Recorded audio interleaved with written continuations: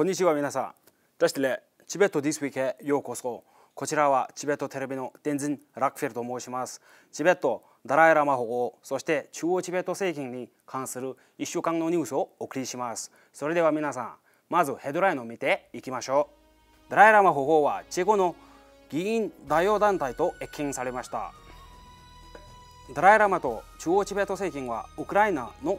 平和のための対話を呼びかけました。チベットでまだ焼身自殺との報道がありました。人気歌手ツァワンノルブ氏が焼身自殺したとのことです。ベンバツリン主席大臣はリジャード・ブラム氏と基人上院議員の逝去に際して哀悼の意を表明しました。3月10日、世界各地で第63回チベット民族放棄記念日を迎えました。スイスチベット議員連盟は春季議会ではチベットのためのアクションプランについて協議しました。チベット事務所ワシントン DC のナムギャル・シュルプ代表はプラミラ・ジャヤバル下院議員と面会しました。国連人権行動弁務官が新疆ウイグル自治区など中国を訪問予定です。スイス移転主体のチベット人コミュニティは国連人権理事会の第45回定例会開会に合わせて中国に抗議するデモを実施しました。3月3日、世界各地ではチベットの新年ロサロを祝いました。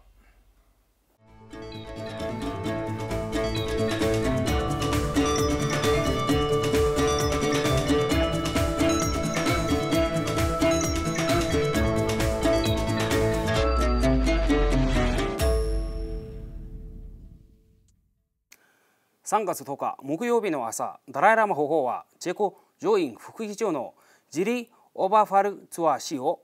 団長とするチェコ代表団のメンバーと特別な謁見をされました。保護は会談ではチベット民族放棄記念日である3月10日の出来事の意義を明らかにして、その後亡命の経緯について語られました。また保護は平和で思いやりのある世界を作ること、一体感を育む、格差を克服することについて強調して、それらに対する見解を述べました。そしてインド上院ラジャサバの議員であるシリ・アムラリンダ・ダラシンとも謁見を行いました。チェコ国会議員団はチベットのメディア関係者とも会談してチベットの自由への支持を伝え、チベット人との友情関係を継続することを表明しました。今回ダラムサラを訪問したジルリ・オーバーファルツワ氏は、公門である在ニューデリーチェコ大使館の水戸書記官、議典担当官、通訳らを伴い CTA 文化センター、民事館、チベット医学歴法研究所を訪問して、チベット市民団体の代表らと面会しました。チベットの精神的な指導者であるダライラマ保護は、ロシアとウクライナの紛争が続いていることに苦悩を表して、東欧の平和を速やかに回復するようにと呼びかけました。ダライラマ保護は、2カ国間の厳しい対立は必然的に他の国にも影響を与えてしまうということ、また他の人間を兄弟姉妹と考えて人類としての一体感を養う必要があるということを述べられました。 CTA のベンバツリン主席大臣も2週間前のツイートではウクライナの平和回復を呼びかけています。また CTA の情報国際関係省のノルジンドマ大臣は、ウクライナのチベット支援グループに宛てた書簡で、ロシアのウラジミン・プーチン大統領に壊滅的な侵略に苦しむウクライナ政府と人々への支援を表明しました。チベットの人気歌手ツェワノルブ氏が2月25日、チベットの首都ラハサで焼身自殺したと報じられています。一部のチベットメディアは、ツェワノルブ氏が焼身自殺の後亡くなったと報じていますけれども、他のメディアはまだ彼の死亡を確認できていません。インターナショナルキャンペーンフォーフリーチベットなどのチベット支援団体は引き続き状況を監視しています。インターナショナルキャンペーンフォーチベットは沢信氏がポタラ宮殿の前で焼身自殺しようとしたことを確認した間接的な目撃者の証言を引用しています。他の情報源では、警察が彼をすぐに連れ去り、おそらく病院に運んだとみられると報告しています。3月11日、中央チベット政権のペンバスリン出席大臣は、オーストラリアのキンバリ・キジン上院議員の突然の死去に驚きと深い悲しみを表明しました。彼は人権と自由を力強く維持してきた故キジン上院議員を偲びました。まだチベットの長年の友人でもリチャード・チャールズ・ブルーム氏の死去についても出席大臣から追悼の手紙が送られました。この追悼文はリチャード・ブルームが真の人権主義者であり、貧しい人々や弱い人々を守るためにその人生を捧げたと記しています。3月10日木曜日、チベット民族放棄記念日の63周年を迎えました。この日は中華人民共和国によるチベットの占領に対しては、チベット人が勇敢に抵抗した1959年3月10日の運命的な日を記念するものです。中華人民共和国の軍隊によるチベット人への厳しい弾圧は何万人ものチベット人の死という結果を招きました。ダラムサラで行われたこの日の公式記念式典では、チェコ上院のジリ・オバファツワ副議長が主賓として、インド上院のアマレンドラ・ダラシング議員が特別ゲストとして出席しました。出席大臣は中国政府に対してチベットにおけるチベット人への弾圧を直ちにやめ、チベット人の願いに耳を傾け、ペンバスリン出席大臣は中国政府に対してはチベットにおけるチベット人への弾圧を直ちにやめ、チベットの願いに耳を傾けていくようにと促しました。チベット亡命議会のケンボ・ソナムテンベル議長は、中国政府の圧政下で迫害を受け続けるチベット、東トルキスタン、南モンゴルの人権状況、信仰の自由の状況や政治犯らの状況に真剣に関心を持ち、中国政府の指導者らと質疑と議論の場を持つようにと、世界中の人権団体、政府機関、非政府組織に対して呼びかけました。スペシャルゲストのアムレンダラ・ダラシングは、チベット人がチベットの宗教と文化を実践できるようインドが支援することを約束しました。彼はダライラマ法皇を今世紀最大の道義的な力の持ち主と評し、インドにおいて民間人を称える最高の栄典であるバラトラタナ賞の受賞者として彼ほどふさわしい人物はいないと述べました。主賓のジリ・オバ・ファルツワ氏は、チベットの戦いは最も重要な人間の本質であり、精神と魂の自由のために戦いであることを強調しました。現在ジャネーブで開催中の第49回国連人権総会では、チベット人代表は1959年3月10日の中国の侵略とチベット人の悲劇的な運命について振り返り非難しました。国連チベット事務局後動かし担当のガルテンソム氏は動画で声明を発表し、中国支配下の地域における基本的な権利を保護するための活動は大幅に遅れていると訴えました。台湾では第63回チベット民族放棄記念日に、チベット放棄の歴史的な経緯やダライラマ法皇の4つの公約などさまざまなテーマで討論会が行われました。またチベット支援グループのメンバーである国会議員の江新剛氏、王延友氏、そして林清氏らが出席して、チベット民族放棄の美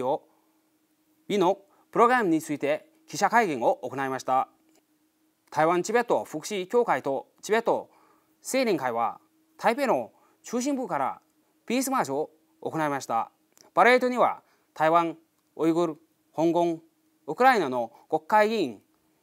NGO の代表、そして台湾人などが参加しました。第63回チベット民族放棄の日を歓迎して、スイスチベット議員連盟のメンバーは平和的で非暴力のフリーチベット運動を継続的に支援することを再確認して宣言しました。同議員連盟は中国政府が何世紀にもわたるチベット仏教の輪廻伝承の伝統に干渉していることを強く非難し、同連盟は中国政府が何世紀にもわたるチベット仏教の輪廻伝承の伝統に干渉していることを強く批判して、中国当局にチベット人の基本的な権利と信仰の自由を尊重するよう呼びかけました。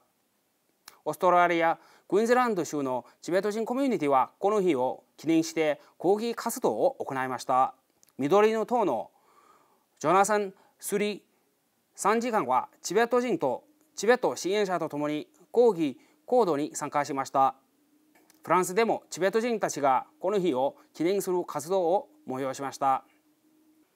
3月4日火曜日、CGA の宗教文化賞は1989年の中国政府に対する抗議行動に参加した平和的なチベット人デモ隊の犠牲を追悼するために1時間祈りの儀式を開催しました。中央チベット政権は毎年この日に祈りの儀式を行っています。今年はロシアによる侵略が続くウクライナの平和と安定を願う祈りも捧げられました。春季議会が開催されている中、スイスチベット議員連盟は3月7日月曜日に会合を開き、チベットのためのアクションプランにつきまして協議しました。スイスのチベット人議員連盟の共同議長であるニクラス・ワルダ氏が議会の議長を務めました。ジャネーブのチベット事務局のガルデンソも、スイス・リテンシュタインのチベット人コミュニティのガルマ主義会長、スイスチベット友好協会のトーマス・ブチリ会長と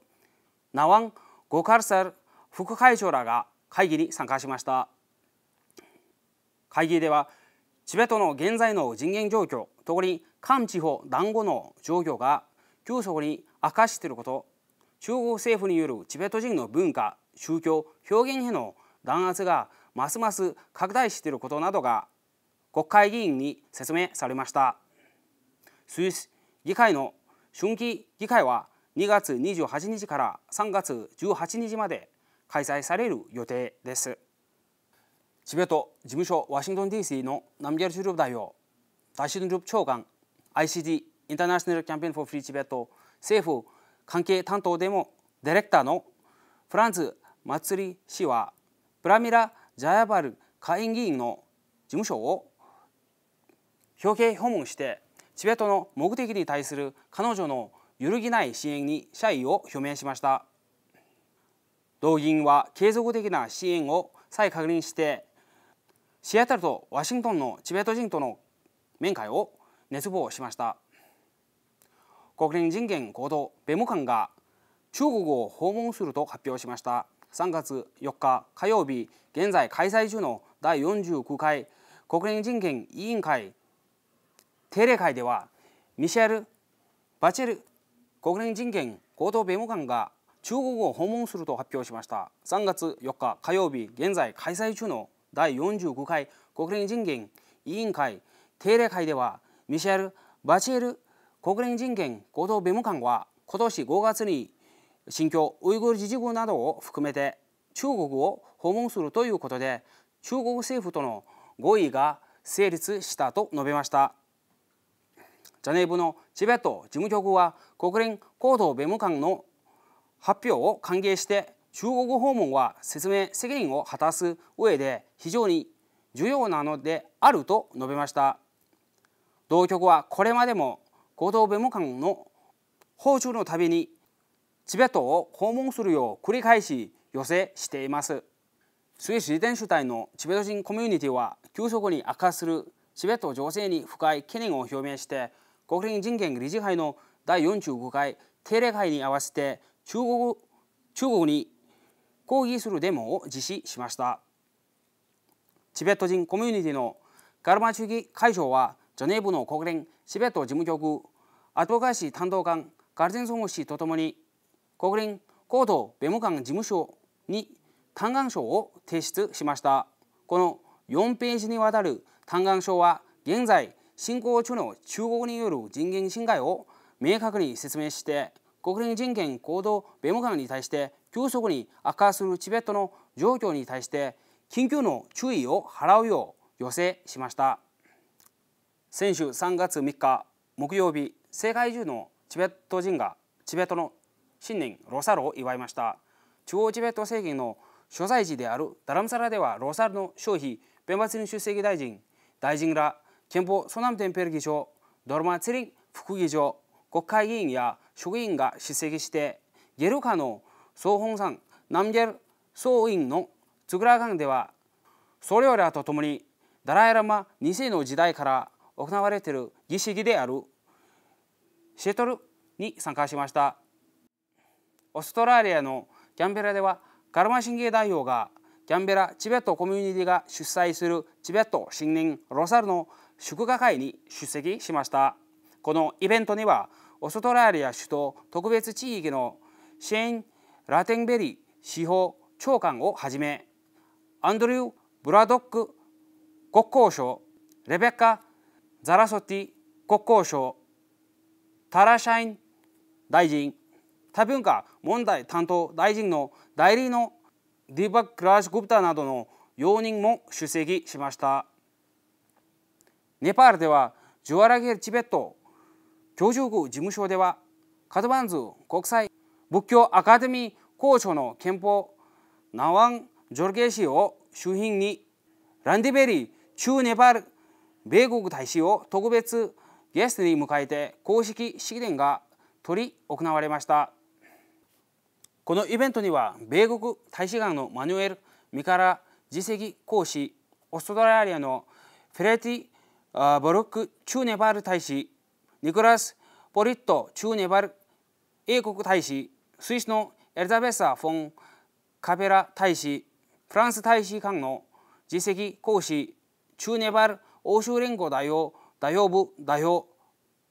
UNSCR ネパール代表、米国大使館スタッフおよびネパール人権連盟の議長などの要人も参加しました。ベルギーではチベット人コミュニティが主催し、